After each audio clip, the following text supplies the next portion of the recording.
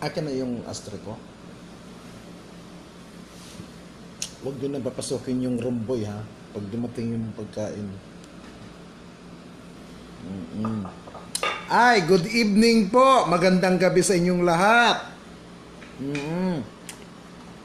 Maraming immoralista sa panahon ngayon.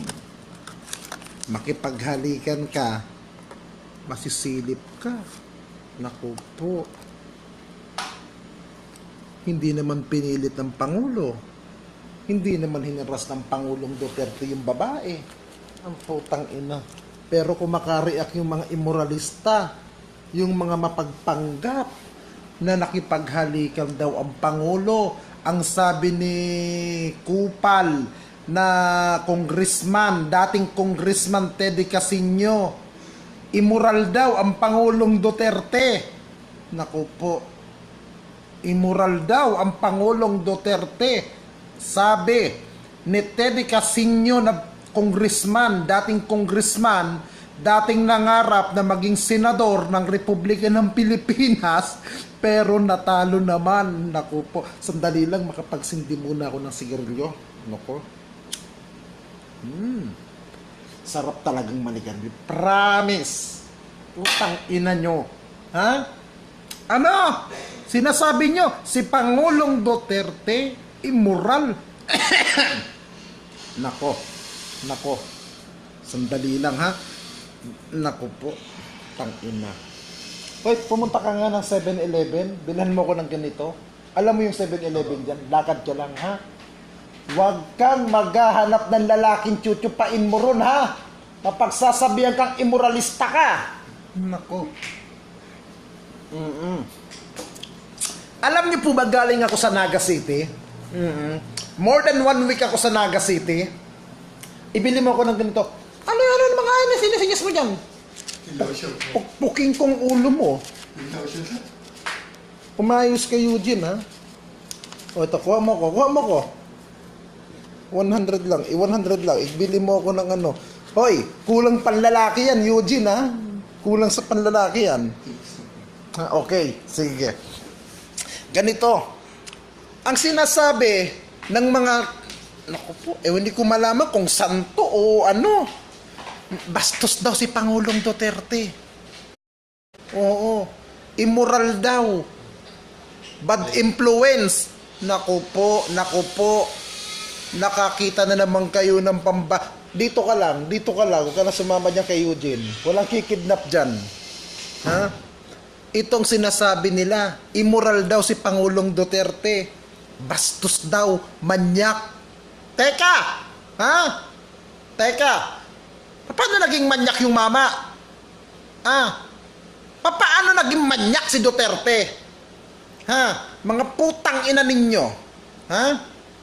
Kausap ko yung isang barangay chairman sa Naga City. Ha? Kausap ko. Every 4 times pumupunta si Bullet Banal kay Leni Robredo para magpakantot si Leni Robredo kay Bullet Banal. Hindi ito chismis. Hindi ito chika na napulot ko sa kanto. Nakipaghalkis lang si Pangulong Duterte sa isang OFW. Immoral na. Papaano kung tsumupa ako ng lalaki? Immoral na rin ako. Putang ina ninyo. Kayo na ang mga malilinis sa katawan. Kayo na ang mga akala nyo, mga santo kayo, mga putang ina ninyo. Bakit yung mga paring tsumutsupa? Yung mga paring nagkumakantot dyan, hindi nyo sitahin. Mga puki ng ina ninyo. Pinilit ba ni Duterte yung OFW na makipaghalikan? Hindi ba gusto din naman ng babae? Ang masama doon, kung hinila ni Pangulong Duterte at pinilit, hindi naman pinilit eh.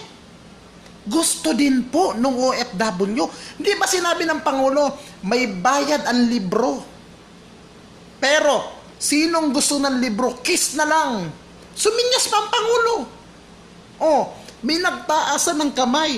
Anak ng putang na, kung babae nga lang ako, magpapahalik din ako kay Pangulong Duterte. Tapos kayo, nag-iinarte kayo. Ang inang mga to. Hoy, kung bastos si Pangulong Duterte dahil sa halik, bay teka, lahat tayo sa mundo, lahat tayo bastos din. Ha? Dahil tayo, produkto tayo ng kantutan, hilarotutan. Ha? Lahat tayo, produkto tayo, nanggaling tayo sa mga tamod ng nanay at tatay natin. Sasabihin nyo, bastos si Pangulong Duterte, mga tarantado. Nagmamalinis kayo. Hindi ba pambabastos yung ginawa ng administrasyon dati? Yung mga bata na walang kamuwang-muwang, pinagtuturo ka ng mga abnormal ni Pinoy.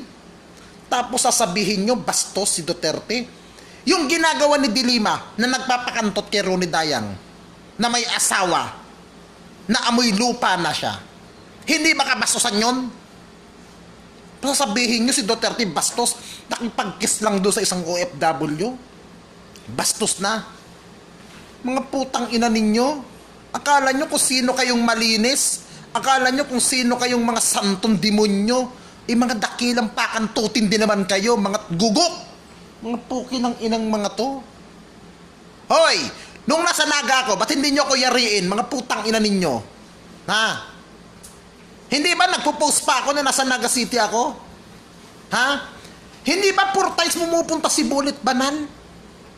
Pumupunta siya kay Leni Robredo. Ito pa lang si Bulit Banal, mahilig pala ito sa bulaklak na katsutay. Yung ano, tawag ng bulaklak? Katatsut, ano bang bulaklak yun? Kantsutay ba yun? Kantutan na bulaklak? Putang inan to. Nakipaghalikan lang ang Pangulo. Alam nyo, mga ano kayo, mga putang ina ninyo eh.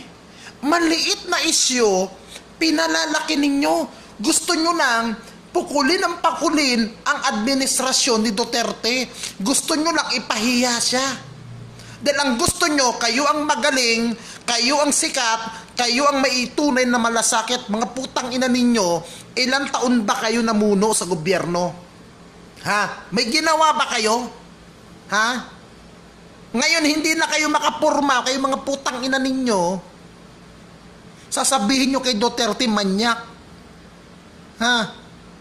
Putang ina nito. Tapos nag-iinarte kayong mga putang ina ninyo. Baka naman ang gusto ninyo, kayo ang halikan ng Pangulong Duterte. Sinong magpapahalik? Si Juana Shane na mukhang baboy? Ha? Ang putang inang nyo, kalaki-laki nun. Baka ang pukin nun, mabaho na rin. Sino magpapakantot kay Pangulong Duterte? Ha? Si Juana Shane? Si Agot Isidro na mga lawlaw ang suso? Mga putang ina ninyo. Ha? Ngayon, nasan yung mga vlogger ng mga anti-Duterte? Lumutang kayo, mga putang ina ninyo. Babanat na naman kayo kay Duterte. Sasabihin nyo, matandang DOM na pedopilya. Matandang, malibog. Hoy, mga kupal. Ako, saksakan din ako ng libog. Ano na yon? Immoral na naman. Nako. PJ Durano, huwag kang makikipaghalikan at mapagsasabihan ka nako na manyak. Oo. Sa panahon ngayon, di ba, bebe? Bebe, hindi ba? Yan, oh. Oh. Yan, manyak na naman yung mga ganyan. Mga putres kayo. Sasabihin nyo, manyak.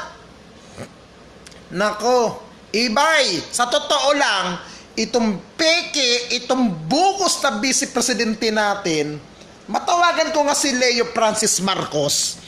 Oo, matawagan ko nga. Alam na ba nila ito na nagpapakantot si Lenny? Pakinggan nyo, tatawagan natin si Francis Leo Marcos. Kaibigan natin to eh. Francis.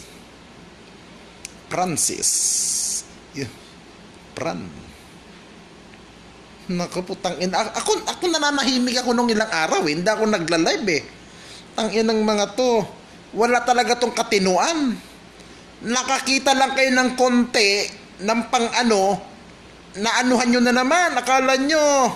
Naku, ang bababaw ng mga kukote ninyo, mga putang ina nyo. Matawagan niya natin si Sir Leo. Bebe. Nako, nag-off na naman ata ng cellphone. Hindi makakontak si Leo Francis Marcos. Ha?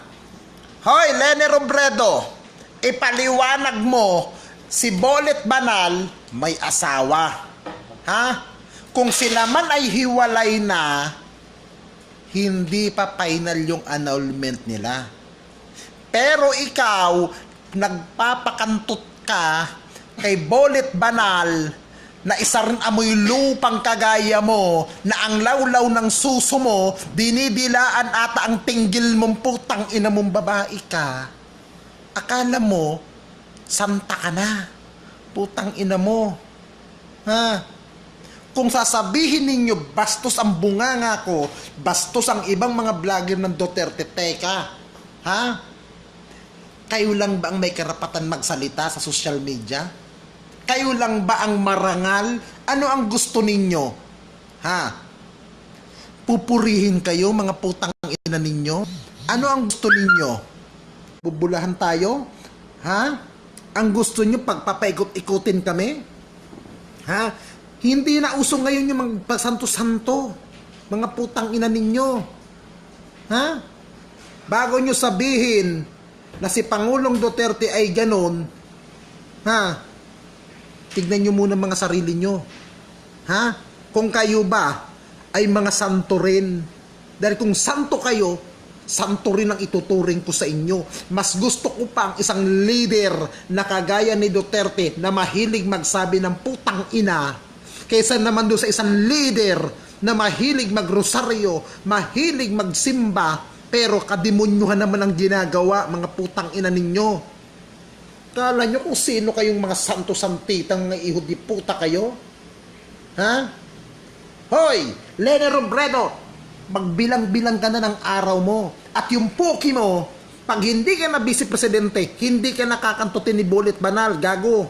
Nag-aambisyon din si Bolit Banal na maging first gentleman kung sakali. Bakit?